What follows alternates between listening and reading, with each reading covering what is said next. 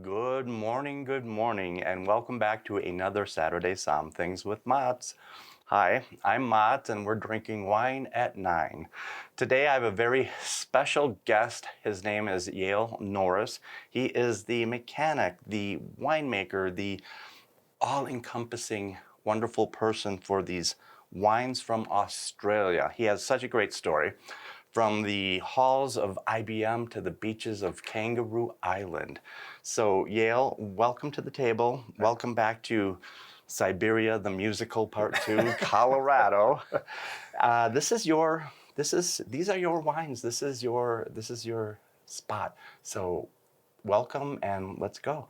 Thanks very much for having me. Yeah, excited to be here back in Colorado for a few weeks. Yeah. In the cold. Yes. Okay, wine number 1. So what do we have here? We have a Sauvignon Blanc. And for us, it's an interesting wine. So we've been growing Sauv Blanc for 24 years on Kangaroo Island in South Australia. And for us, it was historically an austere, minerally flinty style from our soil profile. And when we lost our vineyard in the fires 4 years ago, Right. we took over another vineyard on the island that had Sauv Blanc, and we, from that vineyard, processing the same as normal, we actually had a very different style come from that soil profile. Okay. And that's the style we have here today, which is very classical South Australian, New World style Sauv Blanc. And in fact, it has been a really good, plus for us because the profile has gone up 3 or 4 notches, in fact. I like it. It has a lot of minerality. It's very tart. It's not your morning glass of grapefruit juice, but it's pretty close. So look, it's good. For us, we have lots of theoliness in there. We're getting lots of passion fruit, and certainly the tropical nose is coming across. But for the palate, it's about showcasing that really nice tightness across the palate, long acidic finish, but not too bitter. In fact, it's I like a that. soft acidity. It's nicely balanced. It is from front to back, and so for us, processing wise, look, we cold settle it. We cold settle it. We do add yeast to the whites. Okay. The reds we don't, but for the whites we do add yeast, and we're just trying to showcase something which is fresh and a good match to, for me, oysters. I love oysters. Yeah, Shrimp cocktails. You got it. Anything that comes in a shell. Yes. So It's beautiful. It's beautiful. A little pomelo, some lychee nut, but just a beautiful aroma. Do you get much, a little bit of salinity there as well? Sure. Yep. I think that for us, we tend to bring a little bit of that into that wine as well, and I think that's why it matches so well with seafood pairings. I mean, you can almost smell the sea breeze that surrounds the island. Yeah.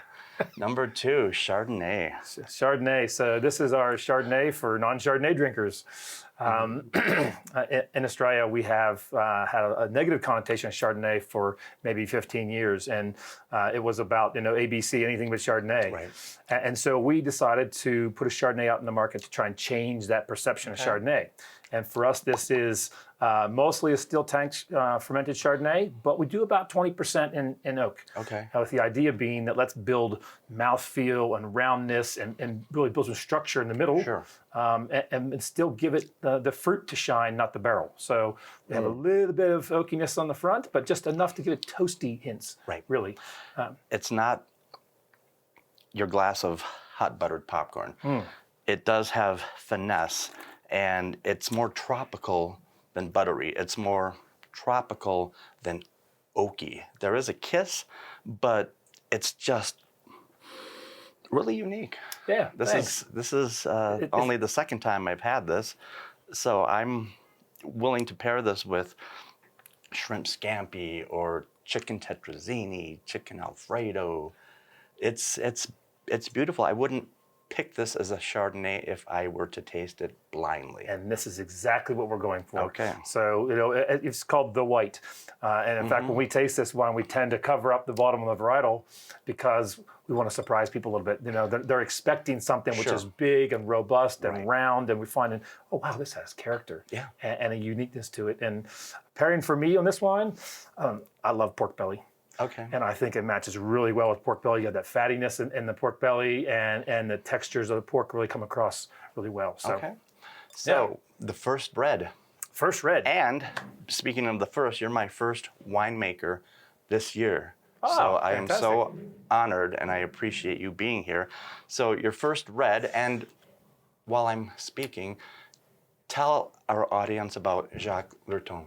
Yeah, so my business partner in this venture, Jacques Lurton, he comes from the Lurton family in Bordeaux. So they have a bit of a dynasty in Bordeaux. Yes, they do. I think there's 19 of them currently in the wine business in Bordeaux.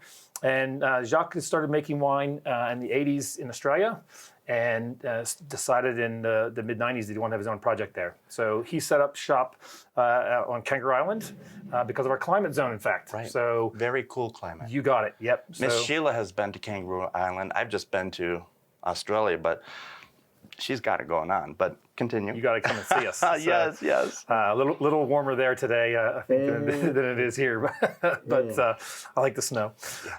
So this is the red. So this is the pigeon pear to the white, and for us, this is to showcase cool climate Shiraz from Kangaroo Island. So this isn't going to be big and jammy and robust. Right. It's subtle. It has amazing hints for me.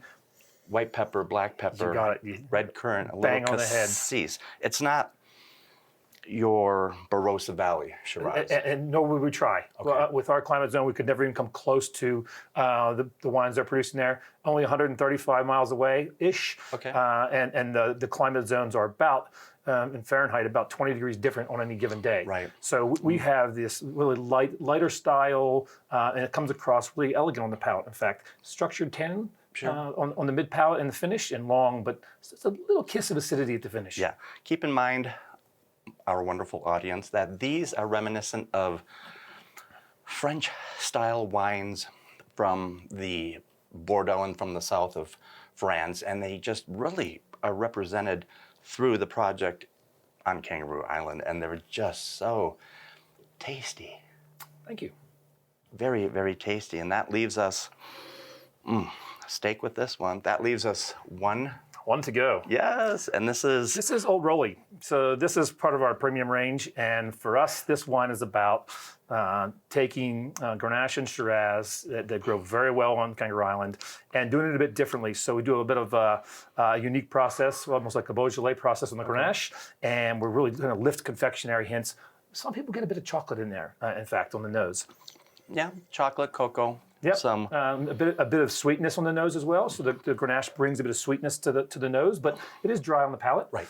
And the Shiraz brings most of the structure here in the mouth. Yep. So if you look at the length and the mid palate weight, that's coming mostly from the Shiraz. And this is pretty well a 50-50 blend on the vintage we have here today. And truth be told, this is sold out in Australia, but we have it at Argonaut.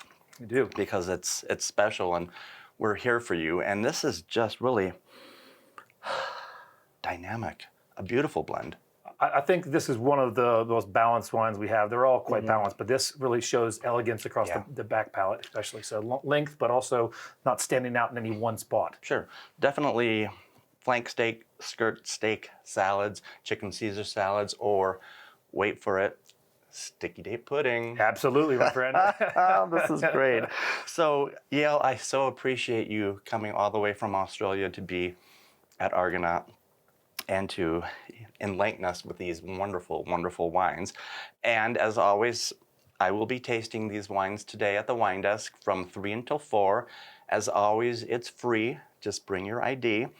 And today at 1:30, the Giddy Up Girls, they're gorgeous, from Pendleton Whiskey will be at the Argonaut at 1:30.